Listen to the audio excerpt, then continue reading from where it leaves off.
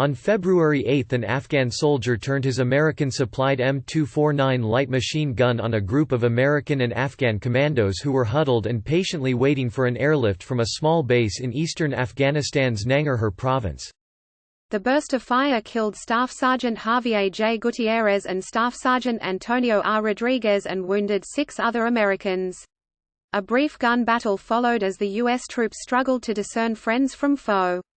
The 2 sergeants and their American Special Forces team were betrayed by Sergeant Jord, an Afghan army soldier who went by a single name. Insider attacks, known as green on blue, are a staple of the conflict, and a bitterly sad and fatal expression of the deep distrust both Afghan and American forces often have toward one another. Sergeant Jod was a 6-year veteran of the very force the Pentagon helped create and equip. The weapon he used in the attack was one of the hundreds of thousands doled out by the United States over the course of the 18-year-long war. By various tallies, the Pentagon has supplied roughly 465,000 small arms to Afghan security forces, purchased and dispatched from at least 18 countries. The weapons included the wooden-stocked Soviet Kalashnikov rifle and the jet-black American M16, in addition to sniper rifles, pistols, machine guns and even anti-tank recoilless rifles, even though the Taliban insurgency hasn't possessed tanks since 2001. And though the weapons were intended for the Afghan army and police forces, the military's failure to document how and to where they were distributed has meant many of them found their way into the hands of militant groups throughout Afghanistan and the Middle East.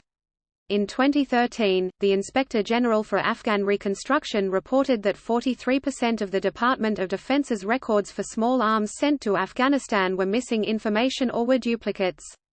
This near-continuous arms flow has cost millions in taxpayers' dollars, some of which remains unaccounted for, along with many weapons themselves. The Defense Department's failure to track and maintain these weapons is a result of the convoluted bureaucracy that fuels defense contracts and Washington's desire to build an army and police force quickly from scratch. In recent years, the Pentagon has tried to improve its methods for tracking the weapons, but low literacy rates have made it difficult for Afghan soldiers and armorers to maintain accurate records. Once a status symbol for senior commanders and insurgents, the American-made M16, easily sold, lost or taken from the battlefield, is now seemingly as prevalent as the Soviet-style rifles that make up much of the insurgency's arsenal. Pickup trucks, armored Humvees and night vision goggles have also found their way into Taliban hands.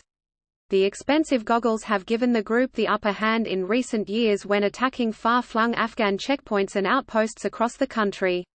Between 2014 and 2017, the Taliban more than doubled their nighttime attacks thanks to night vision devices, according to one United States military official who in 2018 described internal Pentagon data.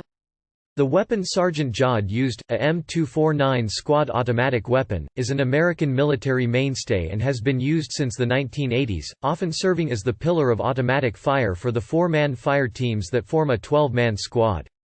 It is unclear how many have been supplied to Afghan forces, who were initially provided with Soviet-style arms in the early years of the war before the Americans moved to standardize the army with NATO weapons. Made by Fabrique Nationale Herstal, the M249 weighs around 15 pounds, and more if loaded with its typical belt of 100 to 200 rounds of 5.56 x 45 mm ammunition. The U.S. military suggests keeping the M249's rate of fire below 200 rounds a minute to prevent the barrel from melting. The weapon is prone to jamming, but if cared for by a trained operator who knows the strange intricacies that are common to open-bolt machine guns, it can distribute an unrelenting amount of bullets. At the site where Sergeants Gutierrez and Rodriguez were killed, the Times identified at least 43 bullet holes on the concrete wall behind the Americans, and 8 more on a taller empty oil tanker behind the wall. Sergeant Jod fired for only a matter of seconds, before he was shot and killed by an American guard in a nearby tower.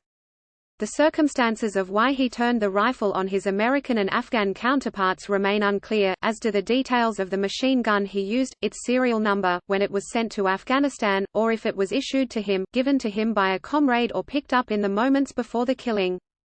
But little information is needed to convey the sorrow of 2 American deaths caused by the very weapon that their government supplied, the latest in a war that looks little like what its organizers predicted.